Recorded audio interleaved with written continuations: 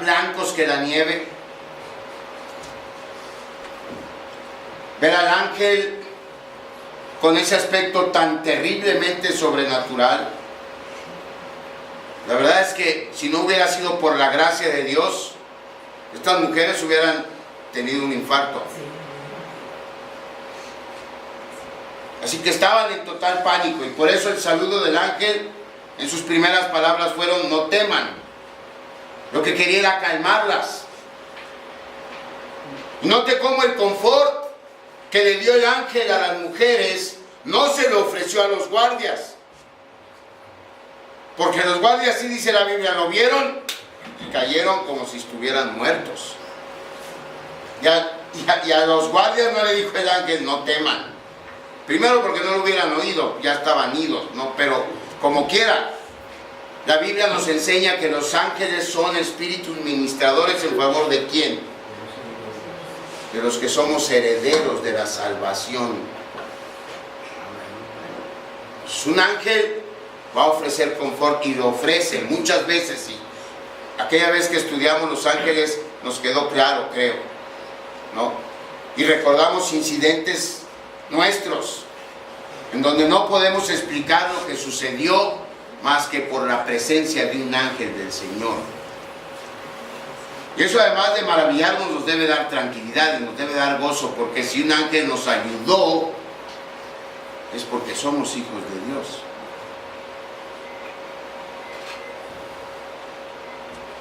El ángel dice: yo sé que buscáis a Jesús, el que fue crucificado. Y era cierto. Ellas iban buscando al Cristo crucificado. Y ellos iban pensando en ver a un cadáver y ungir ese cadáver. Hasta ese momento, para ellas el Señor Jesús era solo alguien que había sido crucificado. Hasta ese momento ellas no habían entendido la promesa. Lo querían mucho, tenían mucho valor, querían mostrarle su amor, pero no habían creído su promesa. Y quizá pudiéramos pensar que el ángel pudo regañarlas por incrédulas, o debió haberles hecho algún reclamo. Generalmente quienes son fieles al Señor se quejan de quienes no lo son tanto. Así somos de humanos. Pues es que todos quieren que haga yo, es que nadie se ofrece más que yo, y nos quejamos de los que no apoyan tanto, los que sí apoyan. El ángel no hace eso. No hay ningún reclamo para las mujeres. Para estas valientes mujeres imperfectas, sí, pero que habían más que probado su amor por Cristo y su fidelidad a Él, no habría regaño. Solamente confort. Y el confort llega en el versículo 6. No está aquí, pues ha resucitado como dijo. Venid, ved el lugar donde fue puesto el Señor. Como dijo. Es lo único que el ángel dice. Acuérdense, él dijo que iba a resucitar. Bueno, ya resucitó. Y luego la gloriosa evidencia: vengan. Luego la razón por la que él había rodado la piedra, para que ellas pudieran entrar y ver la tumba vacía. El terror entonces terminó. Primero por las palabras del ángel, y luego al comprobar que en el lugar en donde ellas esperaban ver el cuerpo del Señor Jesús, solo había sábanas intactas. Como habían puesto las sábanas en el cuerpo del Señor Jesús, así estaban. Un detalle faltaba nada más: el cuerpo del Señor Jesús.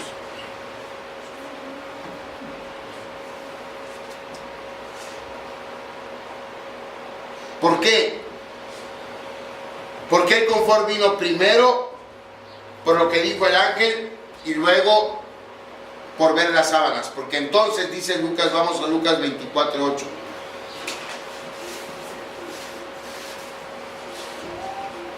¿Qué dice? Lucas 24:8. Entonces ellas se acordaron de sus palabras. Entonces ellas se acordaron de sus palabras.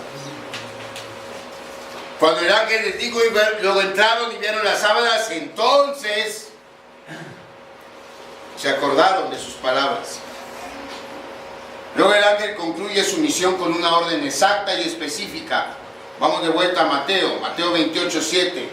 E id pronto y decid a sus discípulos que ha resucitado de los muertos, y aquí va delante de vosotros a Galilea. Allí le veréis, he aquí os lo he dicho. Aquí debemos detenernos un momento, porque quizá varias veces nos hemos preguntado ¿por qué Jesús decidió involucrar a estas mujeres? ¿Por qué escogió Jesús como primeros testigos de su resurrección a mujeres? Y este hecho, de paso, es una de las evidencias que tiran cualquier teoría de la conspiración. Porque si de veras la resurrección de Cristo hubiera sido una conspiración, ¿ustedes creen que los apóstoles hubieran escogido a las mujeres como testigos de ella? Una mujer ni siquiera podía declarar en un juicio. El testimonio de una mujer en tiempos del Señor Jesús era un 0 a la izquierda, no valía. La palabra de una mujer no valía. Si la resurrección de Cristo hubiera sido una conspiración de los apóstoles, no hubieran escogido a mujeres. Y las primeras testigos de la resurrección fueron estas 4 mujeres. Y la pregunta es ¿por qué? ¿Por qué las mujeres? ¿Por qué no los discípulos? Si no todos los 3 que eran el gabinete más próximo al Señor, Pedro, Jacobo y Juan. ¿Por qué no ellos? Y quizá pudiéramos hacer una lista de razones, quizá porque Dios prefiere a los débiles en lugar de los fuertes. Es una enseñanza bíblica, ¿no? Que de lo débil se sirve Dios.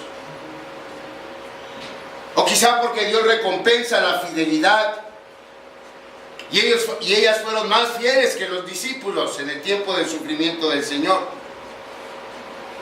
Incluso otro argumento pudiera ser que como la muerte entró al mundo por una mujer, y no es nada en contra de ustedes, hermanas, es solo la verdad.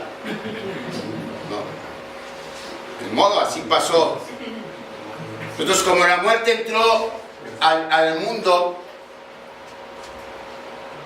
por causa, vamos a decir, no por culpa, por causa de la mujer, entonces es lógico que la llegada de la vida eterna al mundo, el Señor hubiera decidido que fuera también a través de una mujer. O quizá también es que a mayor amor, mayor bendición. Todas esas son probables preguntas y tienen un grado de credibilidad. Pero hay una mejor razón, y una muy simple. Quizá la más simple de todas, pero la más profunda y la más cierta de todas. El Señor Jesús se manifestó a las mujeres primero porque ellas estaban ahí. Ellas eran las que estaban ahí. Es una respuesta, a lo mejor ustedes pensaban en una más filosófica o más argumentada. No. La verdad es que ellas atestiguaron la resurrección por estar ahí. La razón por la que ellas fueron los primeros testigos de la demostración más grande del poder de Dios fue porque estaban ahí. Esa es la verdadera razón, esa es la gran razón. Dios usa y bendice a gente que está. Amén. No espere que Dios lo bendiga si usted no está. Para alcanzar la bendición de Dios, antes que todo, antes que hacer, hay que estar. Si los 11 hubieran estado ahí, los 11 hubieran sido testigos. ¿Pero dónde estaban? Escondidos. No es crítica, y menos después de lo que sucedió, y como cada uno de ellos entregó su vida por su maestro, y se entregó su vida de manera dramática y de manera cruel. Todos, excepto Juan, murieron de manera cruel, crucificados, empalados, aserrados, batidos a golpes, y ninguno se echó para atrás después de que presenciaron la resurrección. En ese momento no estaban, y como no estaban, no atestiguaron el milagro de la resurrección. Las mujeres que sí estaban, ellas sí lo presenciaron. Así es que después de oír el mandamiento se van. Iban mudas, iban asombradas, iban temblando, pero mientras iban, su miedo empezó a mezclarse con una nueva emoción, que es la tercera que menciona Mateo 28:8. Entonces ellas, saliendo del sepulcro con temor y gran gozo, fueron corriendo a dar las nuevas a sus discípulos. Mientras ellas corrían, sus sentimientos empiezan a cambiar. Conforme van asimilando en su mente lo que está pasando. Si ellas ven al ángel, se espantan y córrele. Y van con miedo, pero hay un momento, como dice mi hija, ¿por qué tengo miedo? ¿Por qué debo tener miedo? Si algo debo estar es feliz. Si alguna emoción debo sentir es un gran gozo. Si algo debe sentir es una gran felicidad. Porque lo más maravilloso que pudo haber ocurrido acababa de ocurrir. ¿Por qué tener miedo? Lo que pasó es para que ni ellas ni nosotros nunca tengamos miedo de nada. Amén. Imagínense el gozo que debieron haber sentido. Para ese momento la realidad de la resurrección se había afianzado en sus corazones y estaban llenas de gozo. Ahora ya no eran mujeres con simpatía hacia el Señor Jesús.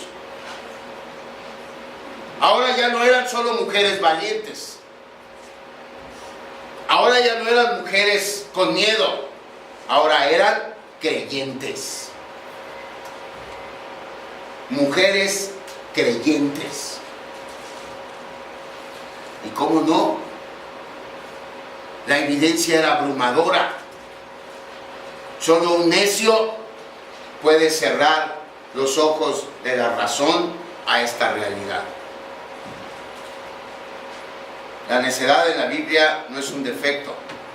La necedad en la Biblia es un pecado.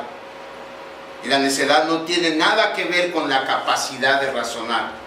Tristemente, las mentes más brillantes son las más necias. Porque la necedad no tiene que ver con la capacidad de razonar. Tiene que ver con nuestra resistencia a aceptar la realidad. Las mujeres tenían perfectamente claro en sus mentes la visión del ángel. De hecho, dos ángeles, como aclara Marcos, porque primero ellas vieron al ángel que estaba sentado en la piedra. Pero una vez dentro de la tumba, un segundo ángel llegó para acompañar al primero. Entonces ellas tenían en su mente la imagen de los dos ángeles. Tenían en su mente la imagen de las sábanas puestas exactamente en el mismo lugar, sin el cuerpo del Señor. Así que era cierto. El Señor estaba vivo. Este mensaje había alcanzado sus corazones y entonces iban corriendo a compartirlo con sus discípulos. El gozo es la expresión de la fe. Ellas creían, y es importante que notemos eso.